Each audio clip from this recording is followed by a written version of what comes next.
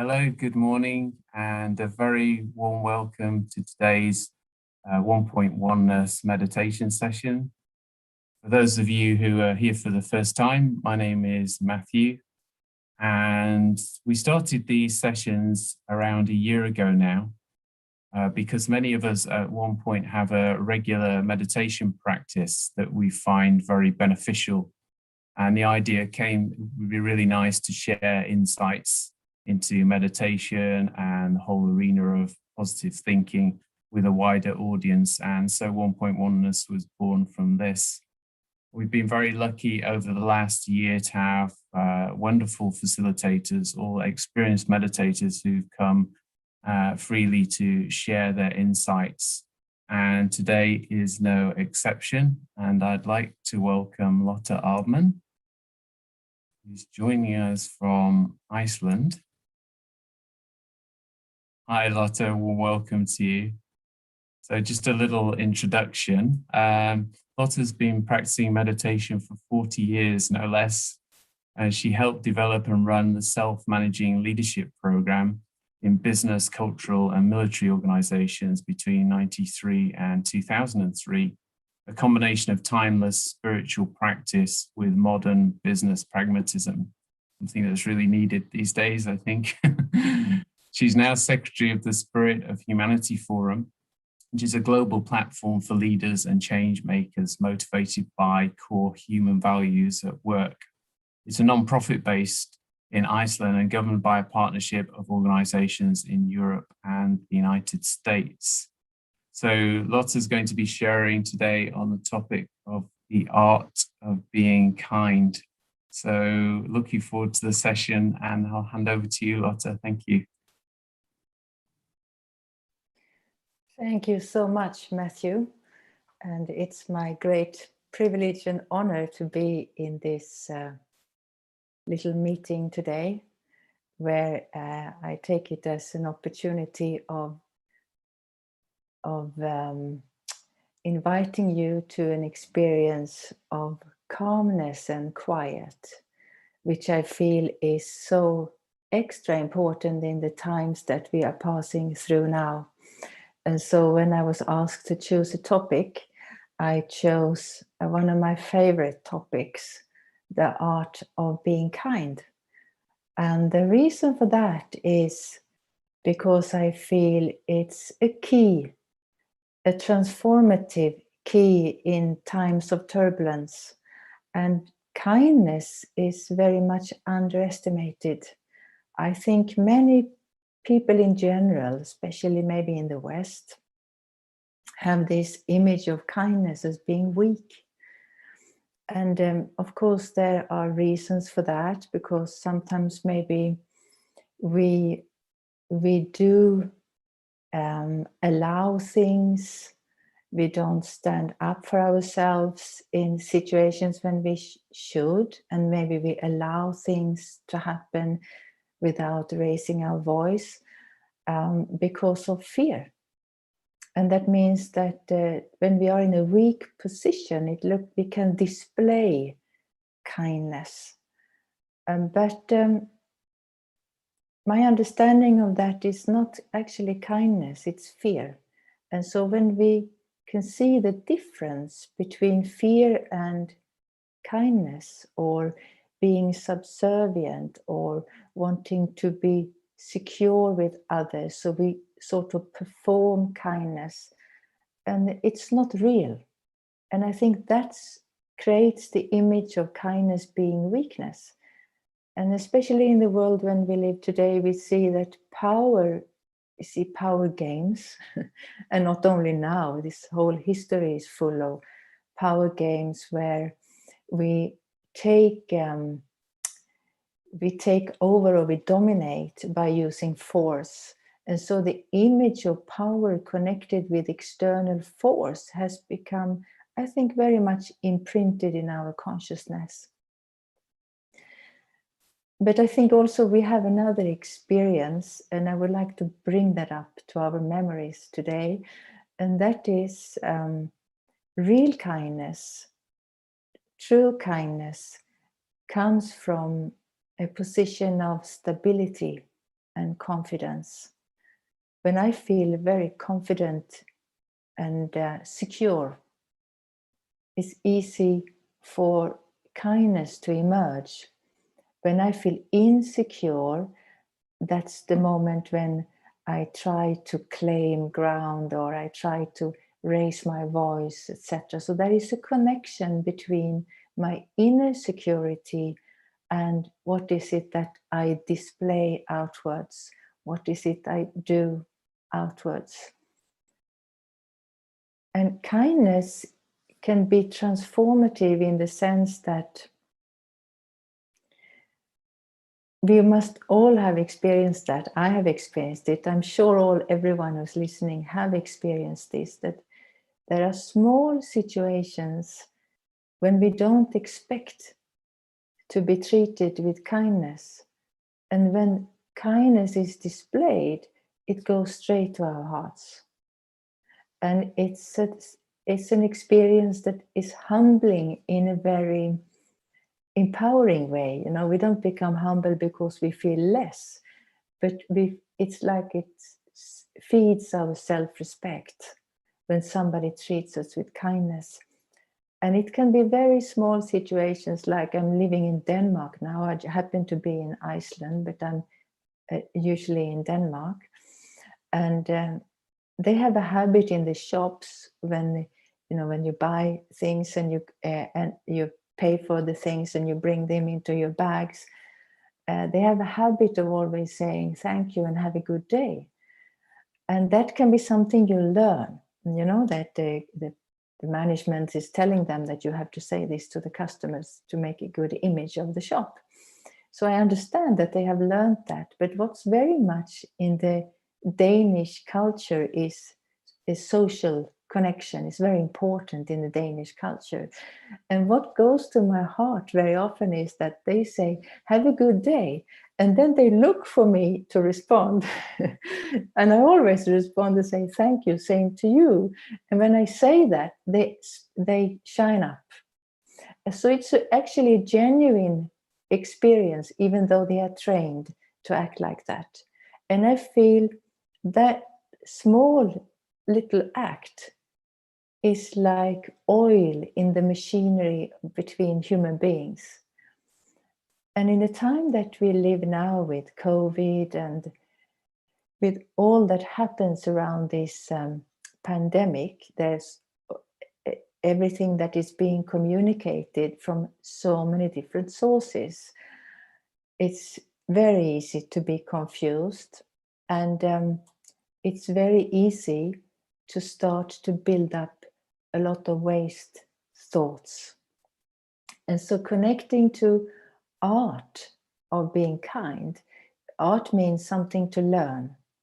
And I feel I have to learn it because I unlearned it in so many ways. I learned to be suspicious. I learned to be critical. I learned to think negatively. And that comes in the way that blocks me from my natural, genuine tendency of being kind. And so I have to unlearn that critical thinking, that negative thinking, in order to open up for genuine kindness. And so in the time we live now, in the atmosphere, there is a lot of tension. I've just been traveling from Denmark to Iceland, and just to travel, it involves so many different things connected with this pandemic. And it's easy to be disturbed. I wasn't actually, but I hear it's easy to be disturbed by questions that you get, forms you have to fill in. And I have many people around me that have different theories about what is going on in society. And my personal feeling is that if I go deep into that, I start to put fire into my own personal dynamite. For me personally, I don't have the ability to figure out what is what, because all of these different messages that is coming, and all the theories that it's fake and all these things that can really create tension inside.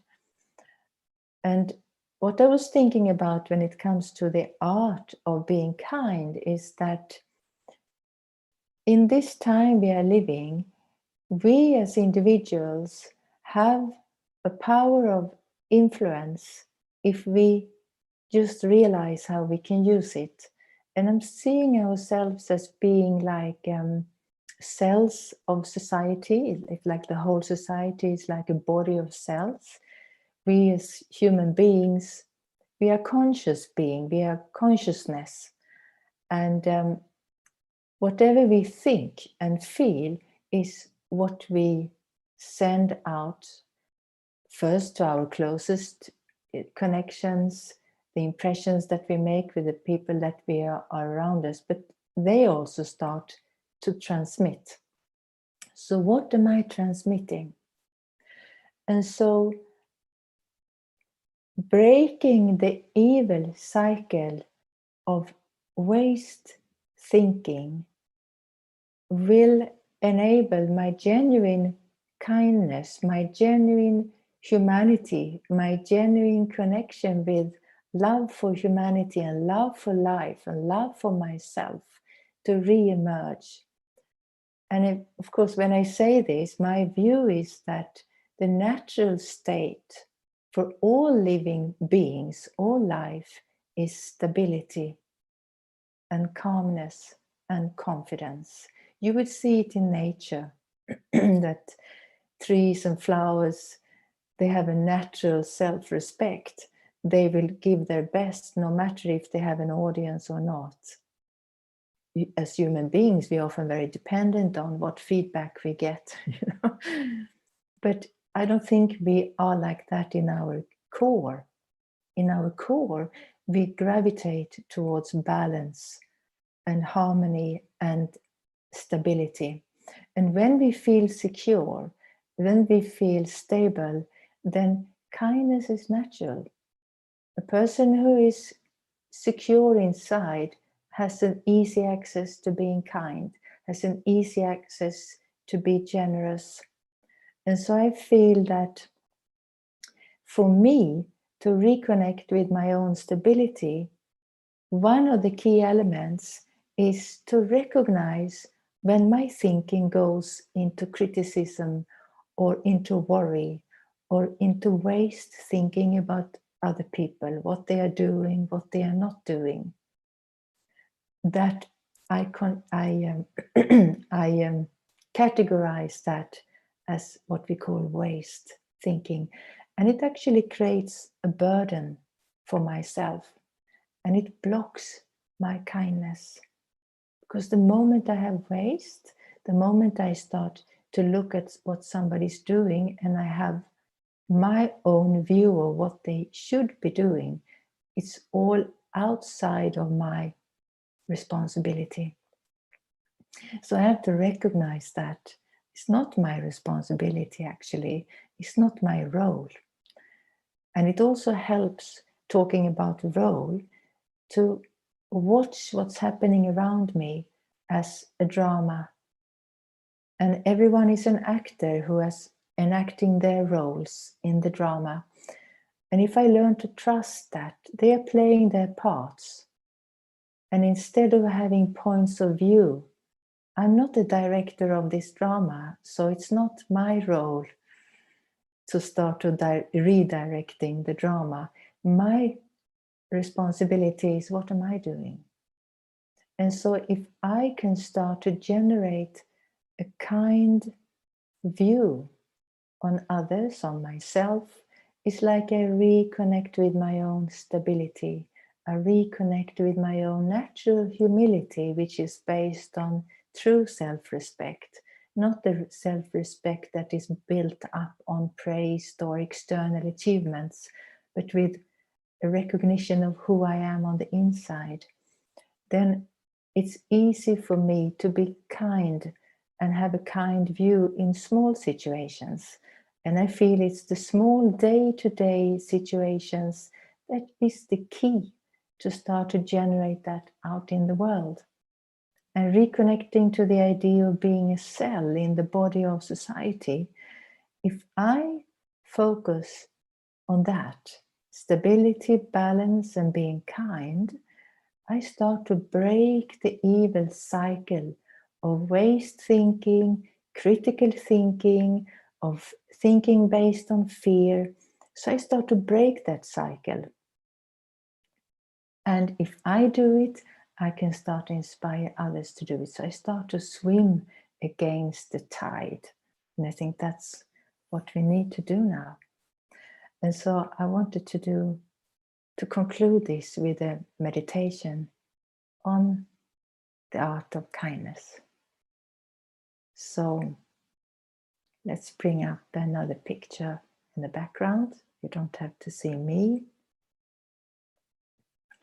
If you want to keep your eyes open, I would encourage you to rest your eyes on this beautiful picture. Or if you prefer to close your eyes, that's fine. But there is value in keeping your eyes open.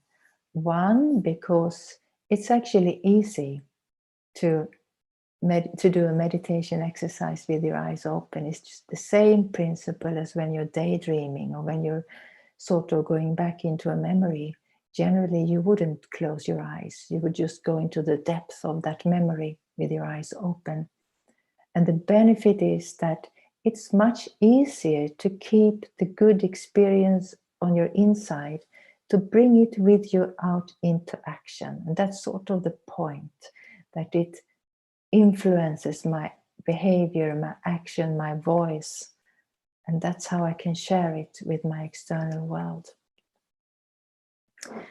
So, first of all, make sure you sit in a comfortable way and let your body relax. And then bring your mind to your present moment. Wherever you are, say to yourself, I am at the right place. And the situation I'm in is accurate. I don't need to understand the circumstances, but I trust I'm in the right place at the right time. I accept that. And when I accept, tension disappears.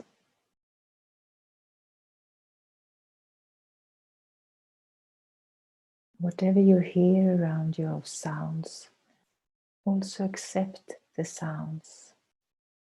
It doesn't need to be completely quiet to be able to create a good feeling inside. Be aware of the room you're sitting in.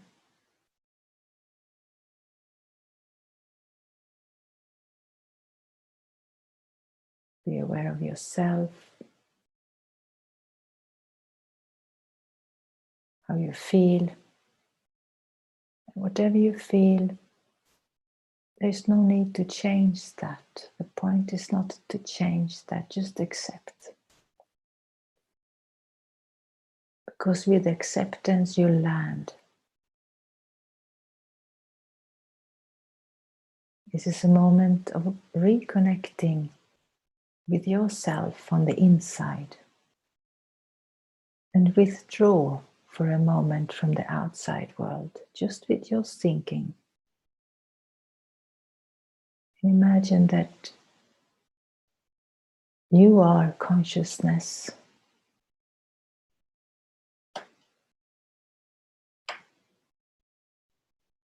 Imagine your body like a tall building. And that you are inside a room on the top floor of this building, in a comfortable, silent room. And you're looking out through a window, the window of your eyes. Imagine that you are consciousness. You are the life force within your body, and the body is your instrument and the building in which you live, where you reside. And just sense this difference. Imagine the difference. I have a body, I have hands, legs, arms. I have a face. I have ears and eyes. But I who speak am different. I'm something more. I'm life. And imagine that life being like light behind the eyes. Light in the sense of no weight. And also light in sense of shining. Imagine yourself to be energy.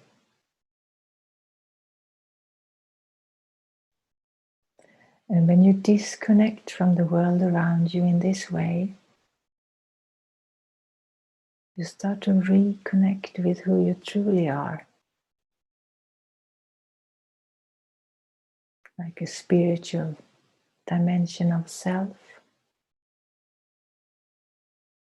And you can reconnect with stability, peace.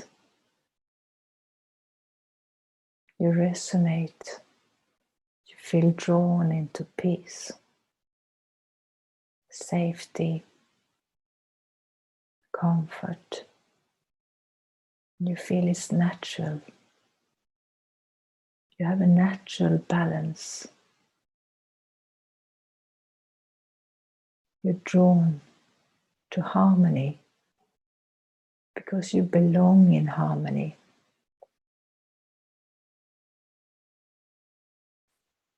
And entering into harmony and quiet,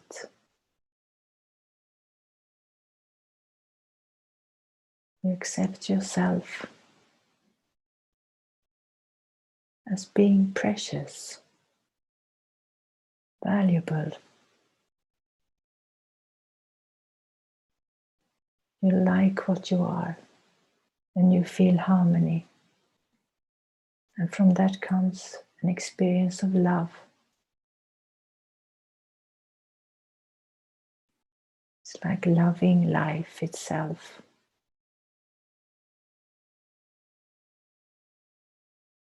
There's nothing to do with narcissism, but it's to do with a deep inner acceptance and recognition.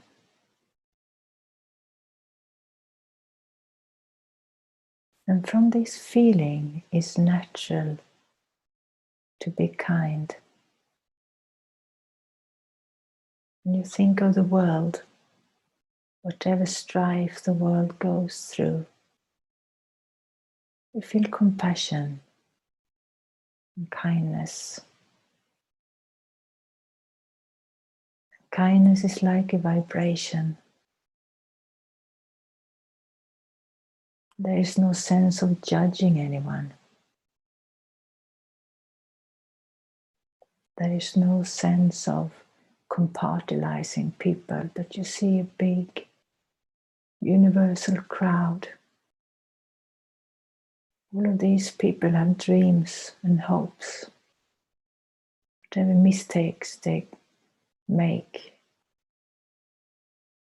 behind that is not what they want. They also want kindness, connection, harmony, safety. And we often try to create this through rules and regulations, but it doesn't work like that. It has to come from inside. So revisit this experience daily And you become a generator of kindness. And you'll become a source of happiness to many people around you. It creates meaning in your life, which supports your stability.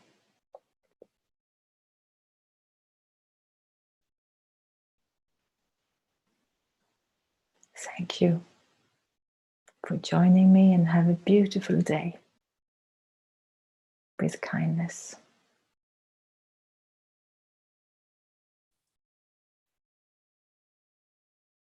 So thank you so much, Lotta, for that beautiful insights into kindness. And I really love what you said about it. It was quite near the start, I think, when you said about it being linked to our own self-respect or our own confidence. And when we're feeling secure in ourselves, that this energy is a natural expression of who we are. But it was a really beautiful session, very serene energy, which I think everybody needs. Really came across in the meditation, very gentle and serene, and very healing energy. So thank you so much for joining us today, being with us. And thank you to everybody else who's joined and been with us on this little journey of meditation. And you'll see in the chat on YouTube that there's links to the Oneness webpage, so you can actually watch previous sessions there. And also there's a feedback form. We're always very happy to hear from you, any feedback or suggestions you might have for future sessions, or indeed any questions as well. So next week, at the same time, we're going to be joined by Christine Bell, who's going to be talking on the balance of lightness and responsibility, another lovely topic. So hopefully we'll see you all then. And in the meantime, have a great day and wonderful weekend. And Lotta, once again, thank you very much. Thank you so much.